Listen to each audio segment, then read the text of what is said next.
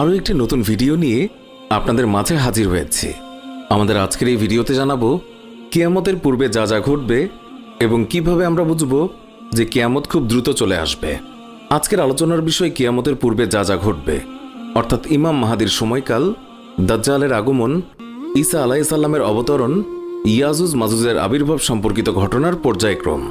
ইমাম মাহাদির সময়কাল, রাসূলুল্লাহ সাল্লাল্লাহু আলাইহি ওয়াসাল্লাম বলেছেন, আমার বংশ হতে মাহাদির আবির্ভাব হবে। সে হবে প্রশস্ত ললাট এবং উন্নত নাসিকা বিশিষ্ট। তখনকার দুনিয়া যেই রূপ জুলুমে ভরে যাবে, সে তার বিপরীতে তা ইনসাফে ভরে দেবে।